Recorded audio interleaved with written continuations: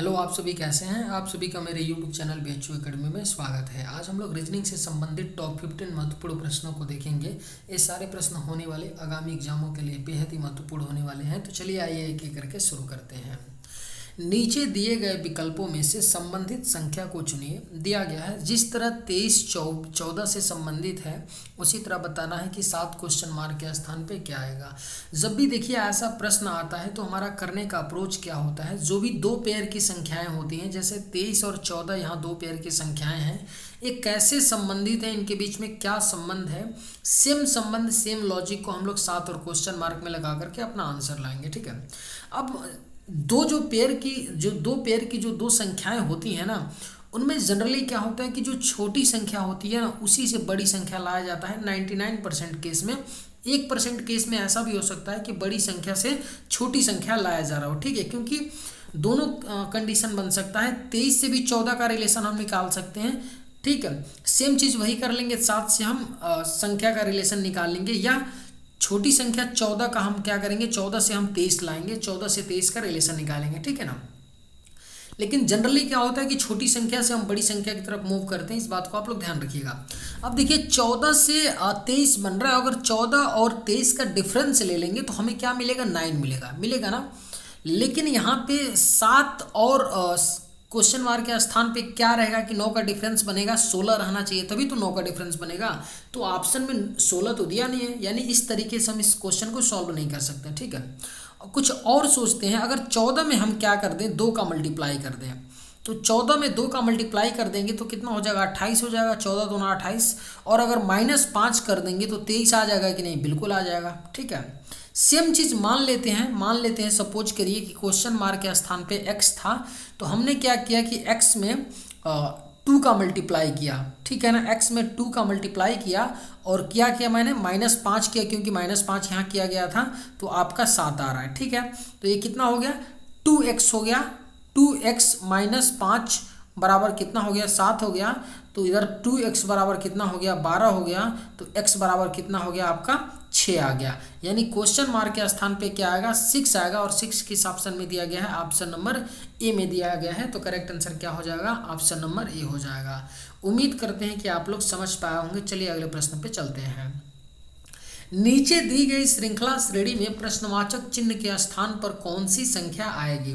Series का प्रश्न दिया गया है। जब भी आपको सीरीज का कोई प्रश्न मिले तो आप दो बातों का विशेष ध्यान दीजिए। पहली बात आपको ये देखना है कि सीरीज असेंडिंग ऑर्डर में है कि डिसेंडिंग ऑर्डर में है। और दूसरी चीज़ ये आपको देखना है कि जो लास्ट वाली संख्या है पहली संख्या का कितने गुना है, यानी 20 गुने से ज़्यादा है कि नहीं, 30 गुने से ज़्यादा है कि नहीं। पहला दो बातों का ध्यान देना है। ठीक है, अब देखिए पहला कंडीशन ये बनता है कि सीरीज असेंडिंग ऑर्डर में। असेंडिंग ऑर्डर का मतलब कि बढ़ते क्रम में, 2 के बाद 5 आ रहा है, 5 के बाद 14, 14 के बाद 41, मतलब बढ़ती संख्याएं बढ़ती जा रही हैं, यानी बड़ी होती जा रही हैं। ठीक है, इतना तो क्लियर है कि सीरीज किस में है, असेंडिंग ऑर्डर में, बढ़ते क्रम में है। और दूसरा चीज हम देख रहे हैं कि जो लास्ट वाली संख्या है पहली संख्या का बहुत ज़्यादा गुना है, तकरीबन 150 से भी ज़्यादा गुना है। ठीक है ना, तो जब भी 30 गुना, 40 गुना, 20 गुना से ज़्यादा लास्ट वाली पहली संख्या का होता है ना, और सीरीज असेंडिंग ऑर्डर में होता है, तो वहाँ पे क्या होता है आपका कि कुछ ना कुछ गुणा होता है और माइनस होता है। कुछ ना कुछ क्या होता है, गुणा होता है और माइनस होता है या प्लस होता है। गुणा लेकिन जरूर होगा। अगर लास्ट वाली संख्या पहली संख्या का बहुत ज़्यादा गुना होता है तो उस सीरीज में कुछ ना कुछ गुणा जरूर हो रहा होगा। ठीक है, और गुणा होगा तो उसमें प्लस या माइनस भी हो सकता है। ठीक है, ये प्रोबेबिलिटी बनती है। अब देख लेते हैं 2 से 5 बन रहा है ना, तो अगर 2 में किसका मल्टीप्लाई कर दे। अब देखिए हमें डिफरेंस अब नहीं लेना है, हमने देख लिया क्वेश्चन को कि लास्ट में 365 बहुत बड़ी संख्या है, तो हमें इतना क्लियर होगा कि इसमें मल्टीप्लाई कुछ ना कुछ होगा। अब देखेंगे क्या करेंगे कि हमारा सीरीज सूटेबल बनेगा। अब देखिए 2 में किसका मल्टीप्लाई कर दे कि 5 आ जाए। अगर 2 में 2 का मल्टीप्लाई करेंगे तो 4 आएगा, और 4 में एक ऐड करेंगे तो 5 आएगा। ठीक है, लेकिन पुनः 5 में 2 का मल्टीप्लाई कर देंगे तो क्या आएगा, 10 आएगा, और 10 में एक ऐड करेंगे तो 11 आएगा। यानी हम देख रहे हैं 2 का मल्टीप्लाई करने पे तो काम अपना नहीं बन रहा है, तो 3 का मल्टीप्लाई कर लेते हैं। अगर 2 में 3 का मल्टीप्लाई कर लेंगे तो 2 3 6, और 6 माइनस 1 कर लेंगे तो 5 आ जाएगा, बिल्कुल आएगा। उसी तरह सेम कर लेते हैं 5 में क्या कर लेते हैं हम 3 का मल्टीप्लाई कर लेते हैं, तो 5 3 15 और 15 माइनस 1 करेंगे तो 14 आ जाएगा, ठीक है। उसी तरह सेम 14 में क्या करते हैं 3 का मल्टीप्लाई करेंगे तो 14 या 42 और 42 माइनस 1 करेंगे तो 41, ठीक है। सेम उसी तरह 41 में क्या कर लेंगे 3 का मल्टीप्लाई कर लेंगे, ठीक है, और माइनस 1 कर लेंगे तो आपका 122 आ जाएगा। और पुनः 122 में क्या कर लें 3 का मल्टीप्लाई कर लेंगे और माइनस 1 करेंगे तो 365 आपका आ रहा है। करके देख लीजिए 3 दूना 6, 3 दूना 6 और 3 एकम 3 और माइनस 1 करेंगे तो 365 आ जाएगा। यानी इतना क्लियर हो गया कि पहली संख्या में 3 का मल्टीप्लाई और माइनस 1 करने पर दूसरी संख्या बन रही है और यही क्रम चल रहा है। तो लास्ट में भी हम यही करेंगे ना, 365 में 3 का मल्टीप्लाई करेंगे और माइनस 1 करेंगे, ठीक है। अब ध्यान देने वाली एक बहुत बड़ी बात है, जाहिर सी बात 3 में 5 का मल्टीप्लाई करेंगे तो 15 आएगा और 15 यानी यूनिट डिजिट 5 हो गया और 5 में से 1 निकालेंगे तो 4 आएगा, लास्ट में 4 आएगा। और 4 किस ऑप्शन में दिया गया, ऑप्शन बी में दिया है और ऑप्शन सी में। तो जाहिर सी बात है कि 3 का 365 में मल्टीप्लाई करेंगे तो 300 ही 900 के ऊपर चला जाएगा, यानी जो भी हमारा आएगा 1000 से ऊपर आएगा और 1000 से ऊपर यूनिट डिजिट 4 में एक ही संख्या है, ऑप्शन बी है। तो करेक्ट आंसर क्या हो जाएगा, ऑप्शन बी हो जाएगा। मैंने इस ऐसा तरीका इसलिए बताया था कि अगर बड़ी संख्या हो तो मल्टीप्लाई करने में दिक्कत होता है, तो आप यूनिट डिजिट से करके निकल जाए, ठीक है।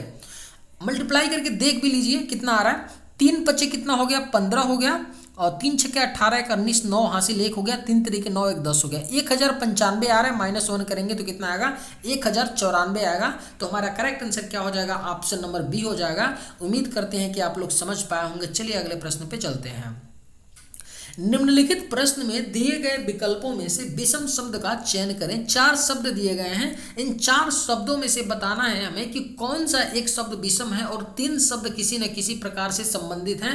एसएससी का फेवरेट क्वेश्चन है, एक प्रश्न पूछा जाता है। अभी आपका सीजीएल का पेपर हुआ, आप शिफ्ट अगर आपके पास मिला हो क्वेश्चन तो देख सकते हैं, या तो फिर आप टेलीग्राम पे बहुत सारे चैनल हैं जहाँ से आपको पेपर का मिल जाएगा, पेपर मिल जाएगा और क्वेश्चन उसके कंपाइलेशन में मिल जाएंगे। जितने भी बड़े टीचर हैं ना, तो उन्होंने अपना क्या किया है, जैसे जितने बड़े टीचर हैं उनके आप टेलीग्राम चैनल पे चले जाएंगे तो एसएससी सीजीएल का आपको पेपर मिल जाएगा, रीजनिंग का, मैथ का और फिर अलग अलग करके भी मिल जाएगा।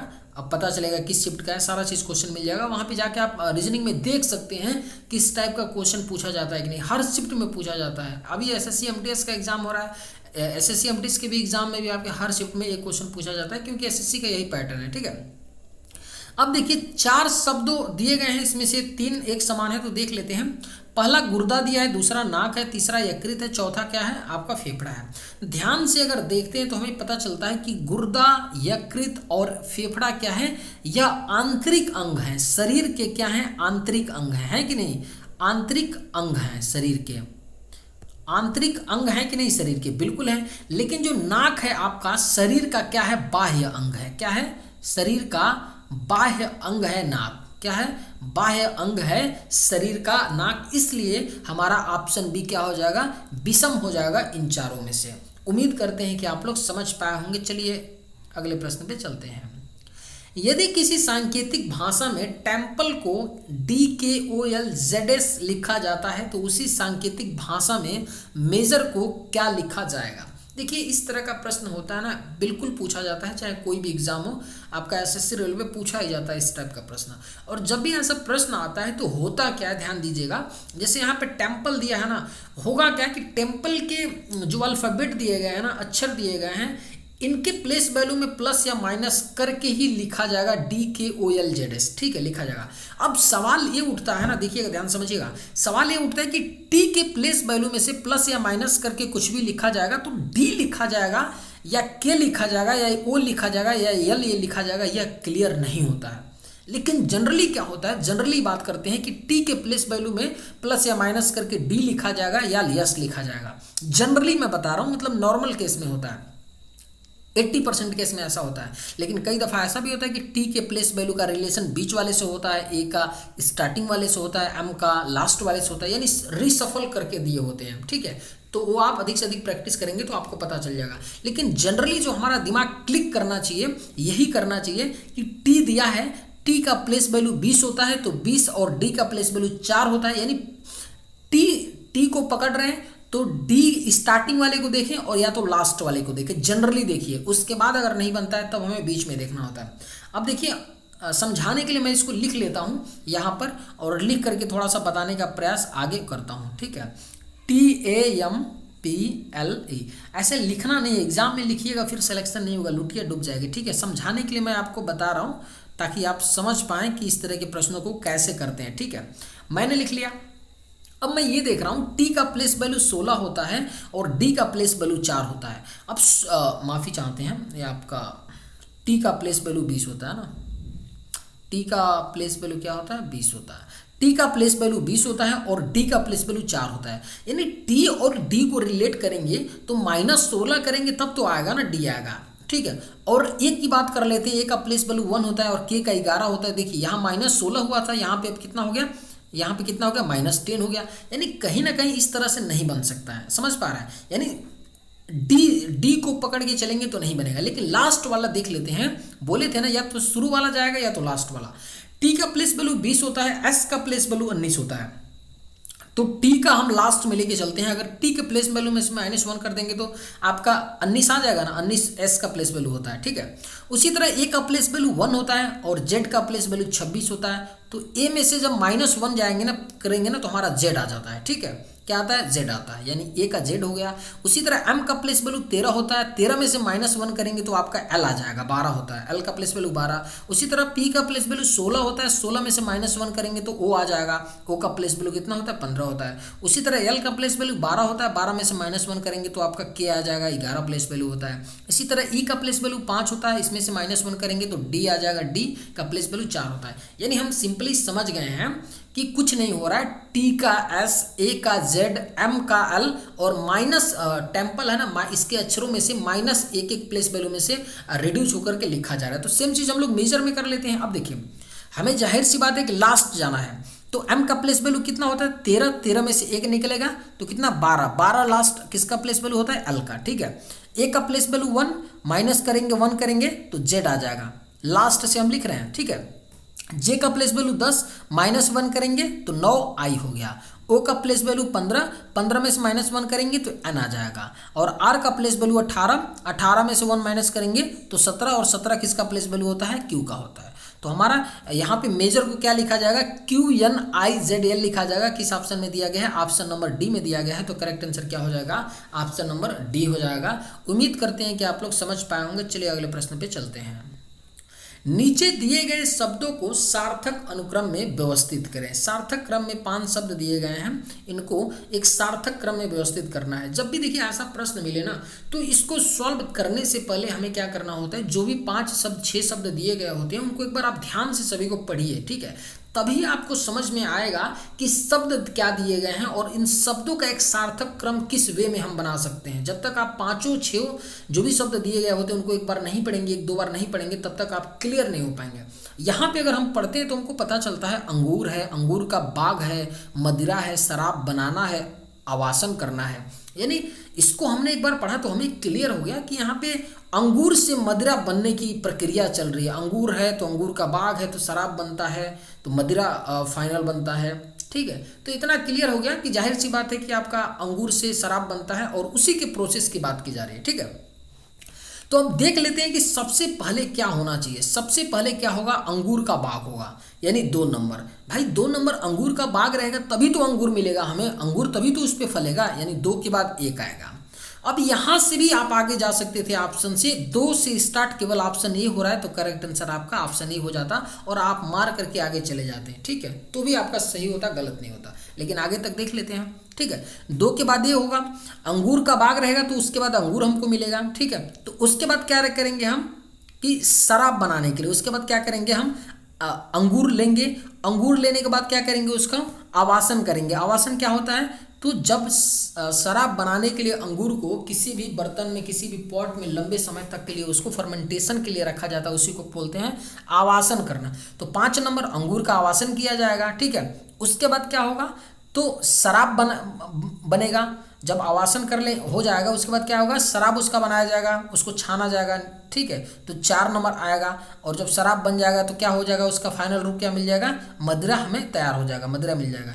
यानी 2 1 5 4 3 का एक क्रम बनेगा और इस तरह का क्रम किस ऑप्शन में दिया गया है, ऑप्शन नंबर ए में। तो करेक्ट आंसर क्या हो जाएगा, ऑप्शन नंबर ए हो जाएगा।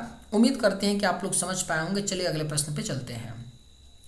एक सप्ताह में एक घड़ी की 2 सुइयां एक दूसरे के साथ कितनी बार समकोण बनाती हैं। फिक्स टाइप का एक प्रश्न है और इसको करने का एक बिल्कुल सिंपल तरीका होता है, इसे आप लोग याद रखिएगा। एक बात जान लीजिए, देखिए पूछ क्या रहा है पहले समझने का प्रयास कीजिए। पूछ रहा है ना कि एक सप्ताह में एक घड़ी की दोनों सुइयां, जो घड़ी की दोनों सुइयां मिनट और घंटे की सुइयां होती है ना, एक दूसरे के साथ कितनी बार समकोण बनाती है, हमको बताना है। एक सप्ताह में घड़ी की मिनट और घंटे की जो सुई होती है एक सप्ताह में कितनी बार समकोण बनाती है, यानी 90 डिग्री का कोण बनाती है, ठीक है। तो एक बात आप लोग याद रखिएगा कि 24 घंटे में, 24 आवर में, 24 घंटे में मिनट और घंटे की जो सुई होती है 44 बार क्या करती है, समकोण बनाती है एक दिन में। यानी एक दिन का मतलब 24 घंटे में। तो हमसे पूछा है एक सप्ताह में 7 दिन होता है, 7 दिन होता है ना, 7 दिन होता है। तो जब एक दिन यानी 24 घंटे में 44 बार बनाती है तो 7 दिन में 44 × 7 कर लीजिएगा। 7 से मल्टीप्लाई कर देंगे तो कितना आ जाएगा, 360 आ जाएगा। यानी कि एक सप्ताह में घंटे की मिनट और घड़ी की मिनट और घंटे की सुई 308 बार समकोण बनाती हैं। कितनी बार, 308 बार। तो करेक्ट आंसर क्या हो जाएगा, ऑप्शन नंबर डी हो जाएगा। यहाँ बात याद रखने वाली ये है कि जो घड़ी की सुई होती है एक दिन यानी 24 घंटे में मिनट और घंटे की सुई 44 बार समकोण बनाती हैं। अब ये मत आप लोग सोचिएगा कि 44 बार कैसे बनाती है, कब कब बनाती है, इसको डिटेल में कभी आप समझिएगा इसको, ठीक है। लेकिन उतना समझने की ज़रूरत नहीं है, उतना डिटेल आपसे पूछा नहीं जाएगा। आप सिंपली याद रख लीजिए, मेरा सजेशन यही है, ठीक है। खुद से ट्राई कीजिएगा कि कब कब कैसे बन सकता है, लेकिन याद रखिएगा, इसको मत भूलिएगा। 44 टाइम्स बनाती हैं 24 घंटे के अंदर, ठीक है। उस वेन आरेख का चयन करें जो दिए गए वर्गों के बीच संबंध को सर्वोत्तम रूप से दर्शाता है। आपको 3 शब्द दिए गए हैं, इन 3 शब्दों से हमको एक डायग्राम बनाना है जो डायग्राम इन तीनों शब्दों को रिप्रेजेंट करता हो। क्या दिया गया है, महिला है, पत्नी है, साली है, ठीक है। महिला है, पत्नी है और साली है। तो पत्नी और महिला की बात करें तो सभी पत्नी महिलाएं ही होती हैं, और साली और महिला की बात करें तो सभी साली क्या होती हैं, महिला होती हैं।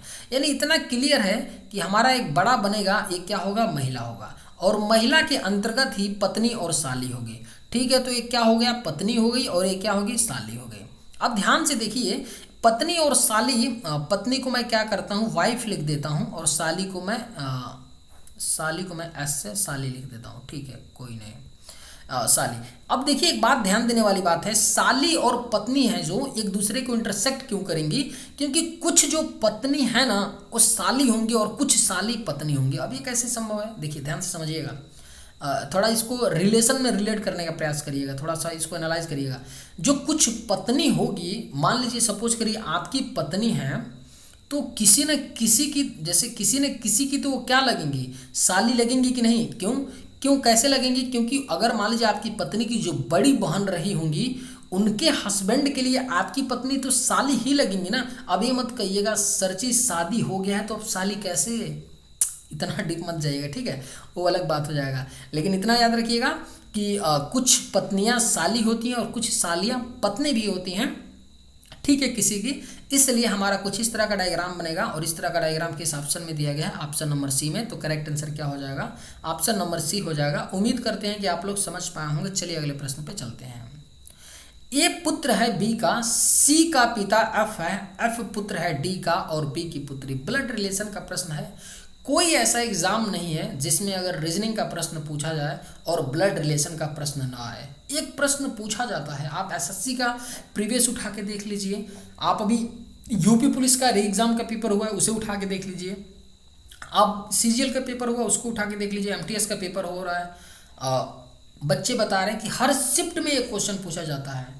और ब्लड रिलेशन का जो प्रश्न होता है अपने आप में अच्छा प्रश्न होता है, हल्का टॉपिक नहीं है, इसको हल्के में मत लीजिएगा, ठीक है, अच्छे प्रश्न बनते हैं। और एसएससी और रेलवे में अगर पूछा जाएगा ना तो इसी तरह का लैंग्वेज का ही मेनली पूछा जाता है। सीजीएल अभी मेंस होने वाला है, सीजीएल मेंस में थोड़ा सा बैंकिंग जैसा पूछ देता है, लेकिन जनरली प्री की बात करें तो आपका इसी तरह लैंग्वेज बेस्ड क्वेश्चन पूछा जाता है। हमारा करने का अप्रोच क्या होगा, सिंपली जैसे जैसे लैंग्वेज में कहा गया है उसी तरह हम जनरेशन ट्री बनाएंगे और क्वेश्चन को तो चलिए देखते हैं इसको। बोला क्या गया है क्वेश्चन में कि ए पुत्र है बी का, ठीक है, तो बना लेते हैं, कोई बात नहीं। बी का पुत्र क्या है, ए का है, ठीक है। तो ये पुत्र है ए तो इसके ऊपर प्लस रहेगा, और अगर लड़की रहती तो माइनस लगाते, ठीक है। सी का पिता एफ है, आगे पढ़ते हैं। एफ पुत्र है डी का, एफ पुत्र है डी का, और बी पुत्री है डी की। बी क्या है, डी की पुत्री है, डी की क्या है, पुत्री है बी, यानी क्या हो जाएगा आपका, तो बी माइनस हो जाएगा क्योंकि ये डी की पुत्री है, ठीक है। अब देखिए बोला था कि सी का पिता एफ है और एफ पुत्र है डी का, यानी एफ क्या है, पुत्र है डी का, तो एफ पुत्र है डी का, तो डी प्लस हो जाएगा, यानी बी और डी भाई बन रहे होंगे तभी तो। आगे क्या बोला था कि सी का पिता एफ है, सी का पिता क्या है, ठीक है, बोला क्या है कि सी का पिता एफ है, यानी कि सी का पिता क्या है, एफ है। तो हमसे पूछा क्या था कि ए का एफ से क्या संबंध है, यही तो पूछा है ना, ए का एफ से क्या संबंध है। तो ए क्या लगेगा एफ का, तो देखिए एफ की बहन का लड़का है, एफ की बहन का लड़का, एफ के लिए क्या लगेगा, तो भांजा लगेगा, यही तो लगेगा ना। तो राइट आंसर क्या हो जाएगा, ऑप्शन नंबर ए लग जाएगा। करेक्ट आंसर क्या हो जाएगा, ऑप्शन नंबर ए। अब आप लोग कह रहे होंगे सर आपने यहाँ से यहाँ तक पढ़ा नहीं था और फिर इस लाइन से, क्योंकि देखिए कई दफ़ा क्या होगा ना कि आप शुरू से पढ़ेंगे ना, मैंने एक लाइन तो स्टार्टिंग का पढ़ा था कि ये पुत्र है बी का, इतना तो मैंने बना दिया था, लेकिन यहाँ से सी का पिता एफ है, हमें क्लियरिटी नहीं मिल रहा था, तो मैंने और आगे पढ़ा और आगे और पढ़ा तो रिलेशन मुझे मिला, ठीक है। तो इसी तरह क्वेश्चन को जब भी आपको न मिले रिलेशन तो थोड़ा और आगे पढ़ने पे क्वेश्चन को आपको क्लियर हो जाएगा कि कौन क्या है, ठीक है। तो उम्मीद करते हैं कि आप लोग समझ पाए होंगे। चलिए अगले प्रश्न पे चलते हैं। नीचे दिए गए विकल्पों में से संबंधित शब्द को चुनिए। दिया गया है क्या, जिस तरह कुत्ता रक्षक से संबंधित है उसी तरह घोड़ा क्वेश्चन मार्क के स्थान पे क्या होगा हमें बताना है। सेम 1 नंबर का सवाल है, वहाँ क्या था कि वहाँ पे अंक दिया हुआ था, यानी संख्याएं दी गई होती हैं और यहाँ पे शब्द दिए गए होते हैं। दोनों प्रश्न समान हैं, कई दफ़ा आपको क्या दे दिया जाएगा, यहाँ पे अल्फ़ाबेट दे दिया जाएगा, ठीक है, लेकिन करने का सेम तरीका होता है। जब भी ऐसा प्रश्न आता है तो करने का हमारा सेम वही तरीका होता है। हम देखते हैं कि जो भी 2 पेयर के शब्द हैं वो कैसे संबंधित हैं, उनमें क्या लॉजिक लग रहा है, सेम लॉजिक सेम संबंध को हम लोग अपना घोड़ा और क्वेश्चन मार्क में लगा करके आंसर लाएंगे, ठीक है। अगर कुत्ते की बात करें तो रक्षक से कैसे संबंधित हो सकता है, तो कुत्ते का जो काम होता है, कुत्ता क्या करता है, तो रक्षा ही तो करता है ना, कुत्ता रक्षा करता है, कुत्ता रक्षा करता है, यानी कुत्ता क्या करता है, रक्षा करता है, यानी रक्षक का काम करता है कुत्ता। उसी तरह घोड़ा क्या करता है, तो घोड़े से क्या किया जाता है, तो घोड़ा जो होता है सवारी का काम करता है, यानी कि घोड़ा क्या करता है, क्या यूज़ किया जाता है घोड़े से, तो घोड़ा सवारी का काम करता है। जिस तरह कुत्ता रक्षक का काम करता है, रक्षा करने का काम करता है, उस तरह घोड़ा क्या करता है, सवारी का काम करता है, यानी घोड़े पे क्या करते हैं लोग, सवारी करते हैं। तो करेक्ट आंसर क्या हो जाएगा, ऑप्शन नंबर डी हो जाएगा। देखिए अब ऑप्शन अगर देखेंगे ध्यान से, ये तो होगा नहीं, गाड़ी से तो रिलेटेड होगा नहीं, घोड़ा अस्तबल से तो होगा नहीं क्योंकि घोड़ा अस्तबल में रहता है, काठी से तो होगा नहीं, तो बच गया एक ही ऑप्शन, ठीक है। उम्मीद करते हैं कि आप लोग समझ पाए होंगे। चलिए अगले प्रश्न पे चलते हैं।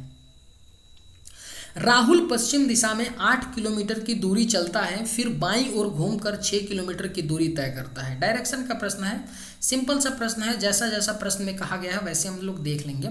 एक सिंपल सी बात आप सभी को पता होगा कि ऊपर नॉर्थ होता है, नीचे साउथ होता है, इधर ईस्ट होता है और इधर वेस्ट होता है, आप सभी को पता होगा, बिल्कुल पता होगा, ठीक है। अब देखिए बोला क्या गया है कि राहुल पश्चिम की दिशा में 8 किलोमीटर की दूरी चलता है, यानी इस दिशा में यहाँ से 8 किलोमीटर इन्होंने चला दिया 8 किलोमीटर पश्चिम दिशा में, फिर बाईं ओर घूमकर, ये यहाँ से बाईं घूमते हैं और 6 किलोमीटर चलते हैं, तो बाईं घुमा देते हैं, ठीक है, और 6 किलोमीटर चल देते हैं। तो पूछ क्या रहा है, राहुल अपने प्रारंभिक बिंदु से कितनी दूर तथा किस दिशा में है। राहुल का प्रारंभिक बिंदु ये था और अंतिम बिंदु ये है, तो प्रारंभिक बिंदु से किस दिशा में है, यही तो दिशा है ना, इस दिशा में है। और कितनी दूरी है बताना है, तो 6 8, यहाँ 90 डिग्री का कोण बन रहा है, 6 8 ट्रिपलेट होता है, 6 8 और 10, तो ये कितना हो गया, 10 हो गया। और ये डिस्टेंस क्या आ गया, मतलब ये दिशा कौन सा आ गया, तो इस दिशा की बात करेंगे आपका, तो इधर पश्चिम है और नीचे साउथ है, यानी कि साउथ यानी कि पश्चिम दक्षिण हो जाएगा, यानी 10 किलोमीटर आपका साउथ वेस्ट हो जाएगा, यानी दक्षिण पश्चिम हो जाएगा। तो आपका किस ऑप्शन में दिया गया है, 10 किलोमीटर साउथ वेस्ट, तो ऑप्शन डी में दिया गया है। तो करेक्ट आंसर क्या हो जाएगा, ऑप्शन नंबर डी हो जाएगा। आप लोग ऐसे देख सकते हैं कि ये जो दिशा कैसे निर्धारित किया गया है, तो इधर पश्चिम की तरफ आया था और पश्चिम से नीचे गया था, यहाँ पे आ गया था, और ये दिशा हमको बताना था, तो इधर वेस्ट आपका है, नीचे साउथ है, तो ये क्या हो गया, वेस्ट साउथ या साउथ वेस्ट हो गया। तो करेक्ट आंसर क्या हो जाएगा, ऑप्शन नंबर डी हो जाएगा। चलिए अगले प्रश्न पे चलते हैं। निम्नलिखित विकल्पों में दी गई छवि का सही जल प्रतिबिंब चुने। बेहद ही सिंपल प्रश्न है, लेकिन एक प्रश्न पूछा जाता है आपका एसएससी एग्जाम में। बोला जा रहा है ना कि इसका जल प्रतिबिंब बताना है रीजन का। देखिए, जब भी जल प्रतिबिंब पूछे ना, तो नीचे आप एक मिरर लगा दीजिए, शब्द के नीचे मिरर लगा दीजिए और मिरर इमेज निकाल देंगे, तो वही उसका जल प्रतिबिंब होता है। अब सिंपल सी बात है कि यहाँ नीचे मिरर लगेगा तो इनिशियल में आर आएगा, उल्टा बनेगा नीचे, तो इनिशियल, जाहिर सी बात है कि आर क्या आएगा, स्टार्टिंग में आएगा, और आर कुछ इस प्रकार से आपका उल्टा बनेगा, यही तो बनेगा ना जब हम यहाँ पे मिरर रखेंगे, तो ठीक है। और आप ध्यान से देखेंगे तो केवल ऑप्शन बी में ही आर से स्टार्ट आपका हो रहा है, तो राइट आंसर क्या हो जाएगा, ऑप्शन नंबर बी हो जाएगा। और बनाने की भी जरूरत नहीं है। देखिए, इस तरह के प्रश्नों को आप हमेशा ऑप्शन से करने का प्रयास कीजिएगा, ठीक है। ऑप्शन ए तो होगा नहीं, क्योंकि एन से स्टार्ट हो रहा है, सी भी नहीं होगा, एन से स्टार्ट हो रहा है, डी भी नहीं होगा, एन से स्टार्ट हो रहा है, तो केवल ऑप्शन एक ही बच रहा है, बी, जो आर से स्टार्ट हो रहा है। तो करेक्ट आंसर क्या हो जाएगा, ऑप्शन नंबर बी हो जाएगा। इसको देख भी सकते हैं, इसका जब आप जल प्रतिबिंब बनाएंगे तो कुछ इसी तरह का बनेगा, ई बनेगा, जी ऐसे बनेगा, आई ओ एन, ठीक है। उम्मीद करते हैं कि आप लोग समझ पाए होंगे। चलिए अगले प्रश्न पे चलते हैं। यदि 26 जनवरी 2015 को सोमवार है तो 26 जनवरी 2011 को कौन सा दिन था। आपका कैलेंडर का प्रश्न पूछा गया है, बेहद ही अच्छा प्रश्न है।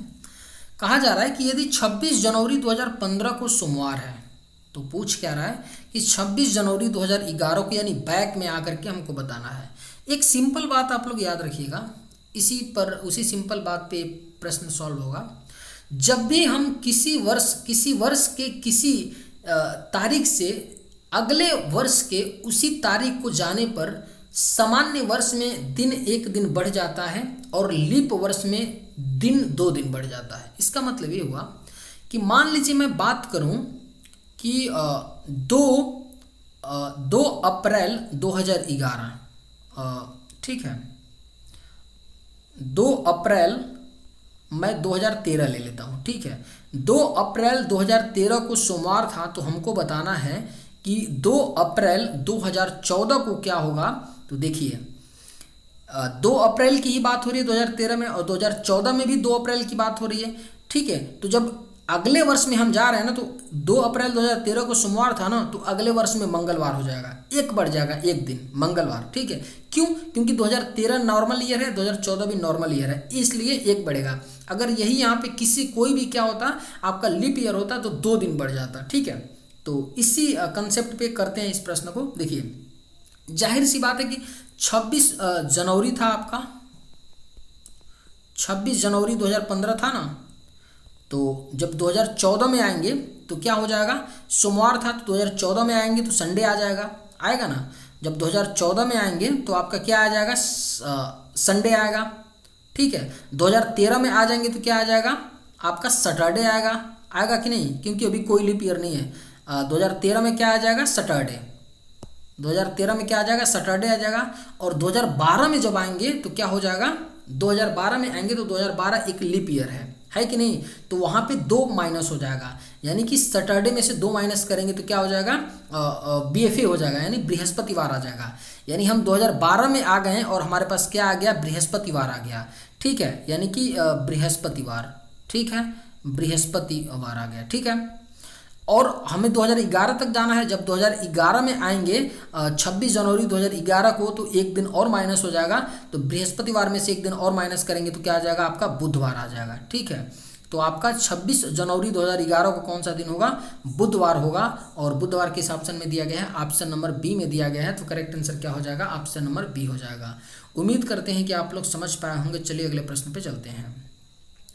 चित्र में दर्शाई गई आकृति का निर्माण करने के लिए निम्नलिखित में से कौन सी आकृतियों का संयोजन किया गया है। क्वेश्चन दिया गया है, जैसे पूछा गया है ना कि ये जो प्रश्न आकृति दिया गया है ना, इसको बनाने के लिए जो उत्तर आकृति के 4 ऑप्शन दिए गए हैं, इनमें से किस किस ऑप्शन का प्रयोग करके इसको बनाया गया है प्रश्न आकृति को। ठीक है, तो सिंपली हम लोग देख लेते हैं। एक हमारा क्या है, यहाँ पे एक ऐसा कुछ है आकृति है, और यही सेम इधर आकृति है, तो हमें एक ऐसा चाहिए, यानी ऐसा वाला तो हमको ऑप्शन ए में मिल गया ना, ऑप्शन ए में हमको एक ऐसा मिल गया। उसके बाद एक क्या है, ट्रिएंगल है, राइट एंगल ट्रिएंगल है, और ये राइट एंगल ट्रायंगल किस ऑप्शन में है, ऑप्शन बी में है।